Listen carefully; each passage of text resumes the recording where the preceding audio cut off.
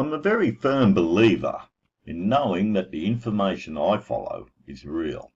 Hence, I must know who is telling me the story. Only a fool listens to foolish people. Please excuse my movie star status. This is a new skill set I am learning. I'm not a public person, nor am I a technical guru. Do not worry, like parenting itself, this website is a constantly growing and evolving identity, and I assure you my movie star status will improve. But this matter is important enough to force me out into the public life. Anyway, my name is Daniel Warren. I'm 62 years old, and I was born to be a parent.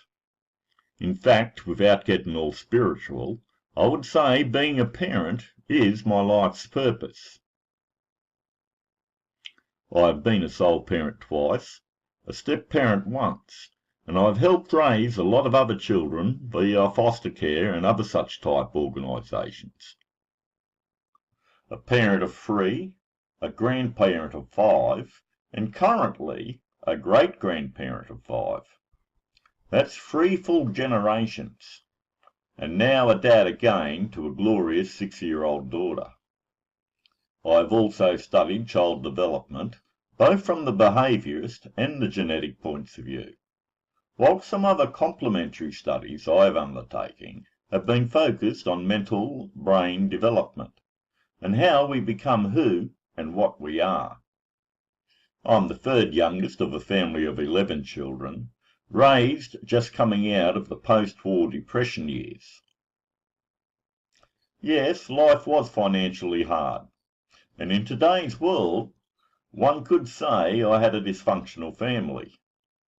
But that is definitely not the realities at all.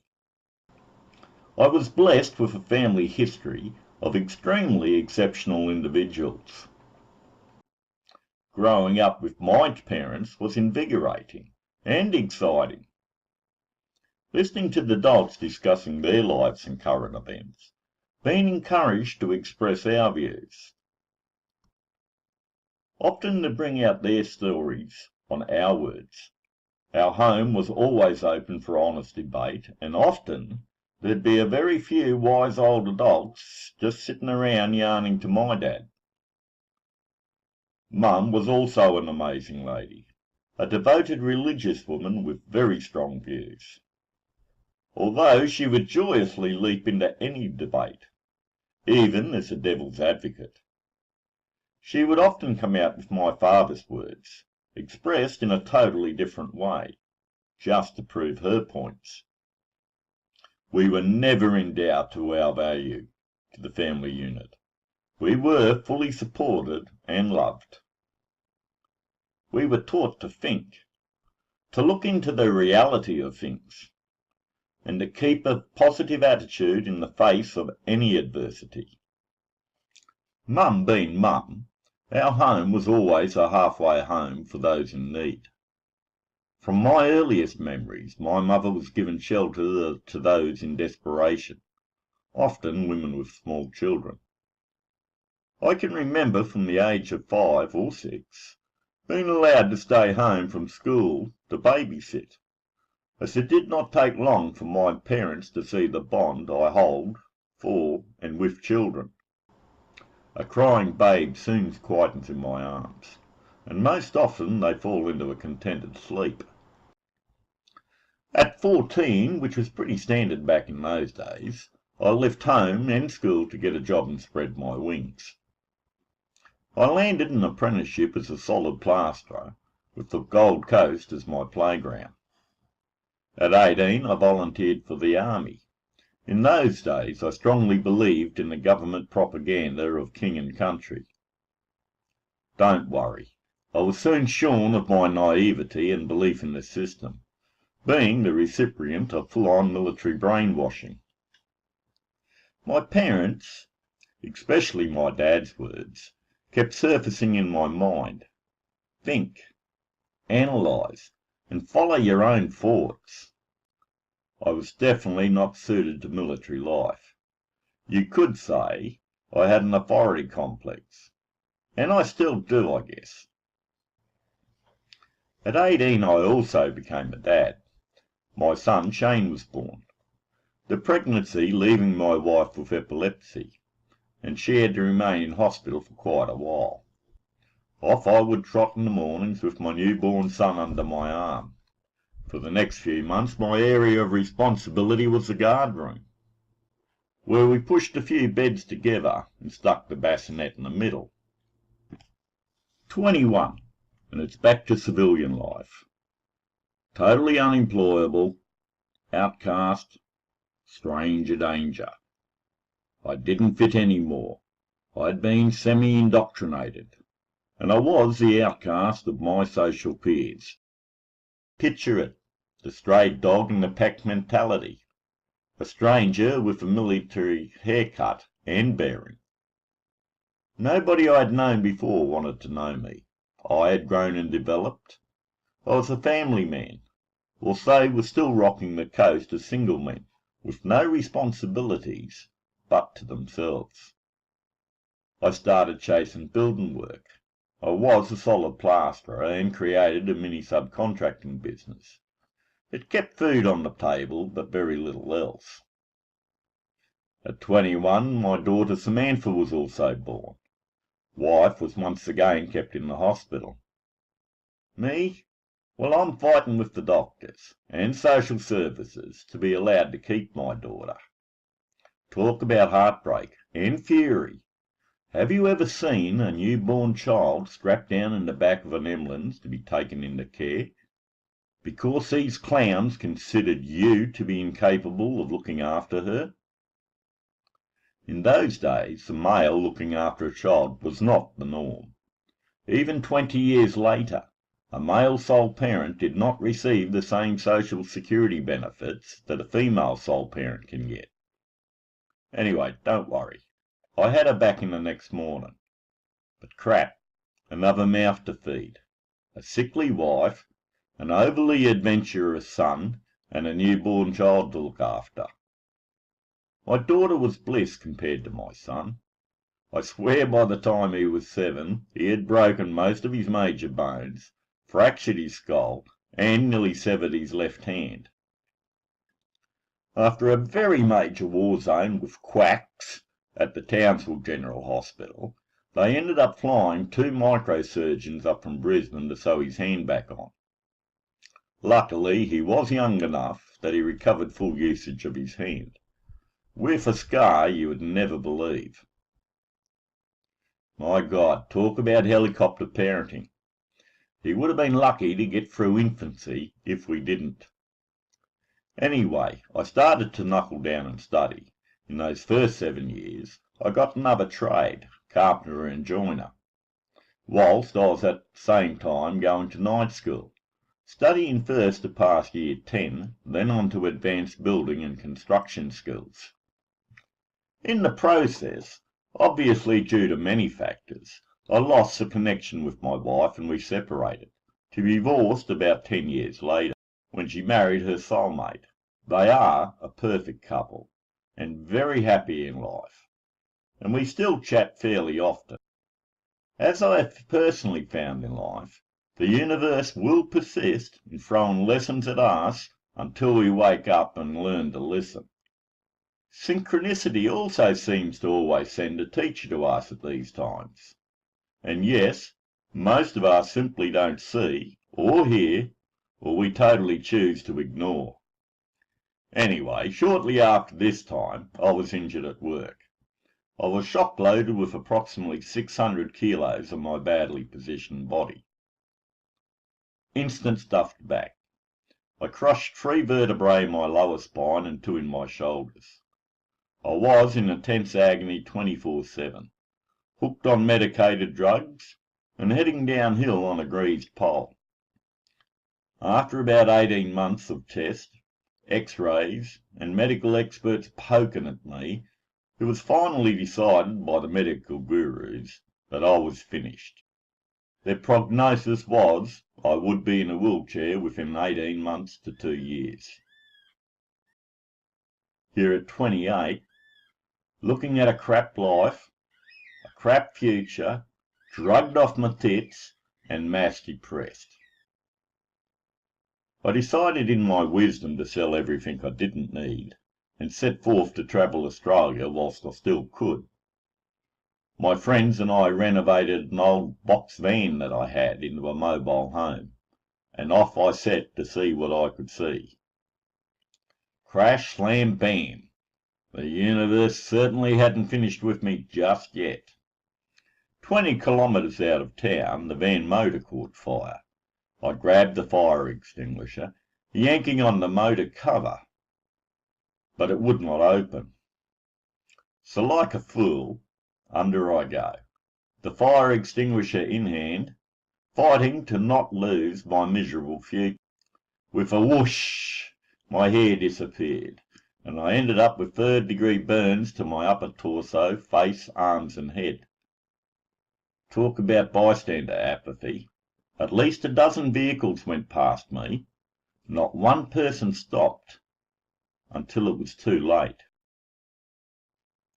Anyway, I woke up in hospital the next day to total destitution, with a young officer of the law demanding I move my burn-off truck off the side of the road. In my day, it was called kicking the dead dog. My reaction was certainly not very pleasant, and he promptly disappeared, never to be heard from again. 3 months later, I'm released from hospital, the modern-day Egyptian mummy, covered from groin to head in bandages, wearing second-hand underwear, and penniless. As they say, every cloud has a silver lining, or, for those of you with the religious convictions would say, the Lord moves in mysterious ways. This one cataclysmic event has turned out to be my greatest gift from the universe, and it has made me who I am today. When you have nothing to lose, everything from that moment is a positive gain. I have always been a bookworm, and I know that knowledge is power. So instead of studying the physical world, building as my prior life had dictated, my focus turned to the inner being, or as Mum would have said, my spiritual self. I learned how to rebuild my life and body. I started studying how the body works, physical rehabilitation, meditation, motivation, anything I could find relating to metaphysics. After my skin had healed, and I became mostly drug-free. Yes, I still required pain relief, generally in the form of pethidine shots on the occasions when I did too much and forgot my limitations. I jumped feet first into a job I could not possibly do, but one that had the perfect exercise routine, climbing steps, and it was very well paid. I became the internal finishing supervisor on the Hyatt Regency Hotel in Adelaide, a job so far above my pay grade it was simply ridiculous. Here I was, a carpenter and joiner, with a lot of theoretical knowledge in heavy construction, but zero experience in high-rise. Simply put, I fluked it. There was simply nobody else applying for the job, but I also excelled. And after 3 months I was working directly under the foreman, second in charge of over 1,000 workmen. I exercised and I meditated under the fruit trees in my backyard for hours on end, eating half my meals while doing so directly from the fruit trees. Obviously to the enjoyment of the little old Italian lady who lived behind me. I often caught her sightseeing through the fence, as half the time I was only in shorts, or even less, and I read and studied. At work I climbed stairs all day, checking on works, chasing contractors and checking details. I must have averaged at least 20 kilometres a day, and most of them step climbing. Over the next 4 years I rebuilt my life. I reached my career pinnacle, and I rebuilt my body and my finances. And I also lived the grand life of a carefree bachelor in Adelaide, South Australia. At 34, I re-inherited my son. Puberty had hit, and yes, the survival instincts kicked in, delinquency running amok. After conversations with the police, my ex-wife, and social welfare, my son came to live with me in Adelaide. Poor kid, he got the full focus of my personal training regime, and I very proudly admit he excelled. He learnt so much in a very short time. He learnt good habits, how to win, how to prosper, and how to be a man. He later became an apprentice chef, and eventually the head chef at a US military base. He has 3 glorious daughters, 4 beautiful grandchildren, and is still happily married to his wonderful wife. My daughter, who stayed with her mum, has been married for about 20-odd years. She has 2 children and 1 grandson. She is a daughter who is truly remarkable young lady. She has won against incredible odds. And my grandson, who is an apprentice mechanic. After my son left home, I relapsed into an existence with no true direction, except continuing my studies and building my construction business. I soon met the love of my life, an extraordinary lady. She lit my fires and kept them raging fiercely for the next 18 years. Sadly to say, we eventually outgrew each other, and we started different paths in life. But whilst I was gifted with her company, I studied psychology honours, philosophy, and dabbled in sociology at the University of New England in Armidale, northern New South Wales. I also did a behavioural science course in Adelaide and became a semi-professional counsellor. I have worked with children and youth from foster care, delinquency and family counselling, and I was apprentice master in the building and construction industry. I also operated a home-based family counselling business for a number of years. The reality of all my above qualifications is this roll of toilet paper has far more value. 99% of experts are no more than mimics of textbooks, never learning to actually expand or assimilate their knowledge base. Currently, I am raising my 6-year-old glorious daughter as a sole parent. She is the real proof of my parenting and knowledge skills. For me, my daughter is my true accreditation. This little girl has gone through a marriage breakup, aged 4, and she has had to deal with many issues that for most children tend to ensure their failure. And to get to school for her requires a 1.5-hour bus trip each way.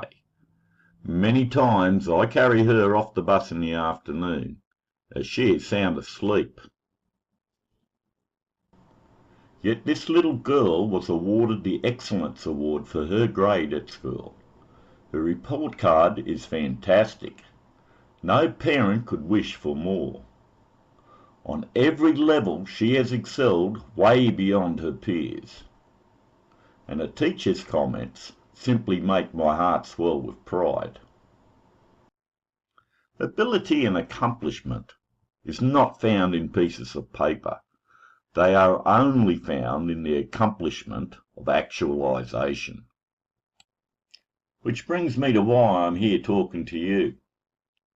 I'm once again going through the parenting steps, except this time I am fully armed with skills and knowledge not known to the previous families, nor to the typical parent. And I am appalled, totally disgusted with the state of world events and our perceived place in it. This is no fit situation for anyone, let alone a child.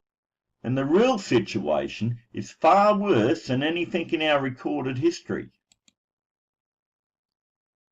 We have allowed ourselves to be manipulated and dominated into total submission and ignorance as individuals. Our governments are at the best incompetent, self-serving cretins, or they are corrupt, working for the perceived benefit of the select few, without regard to the general population's well-being and posterity. Regardless of the who and why, they could be no more detrimental to our children's future if they bloody tried hard.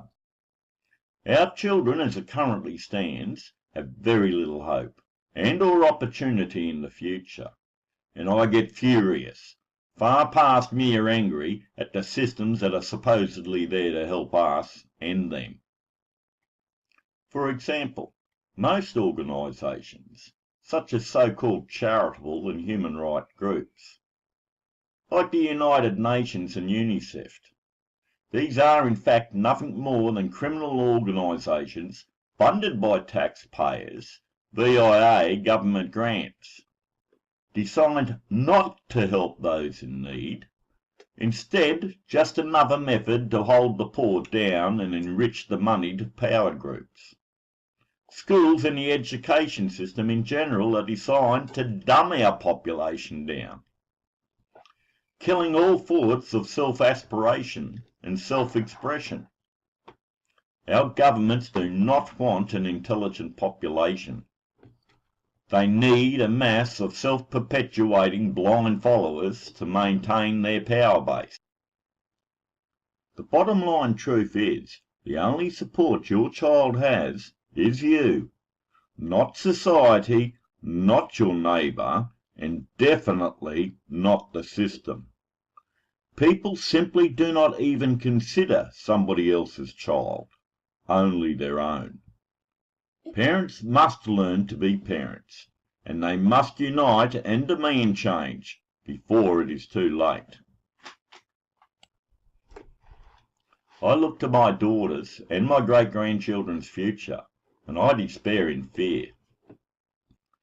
For there is nothing I can currently foresee that appeals to me in any shape or form as a chance for their happiness, success, or even a fit life for them.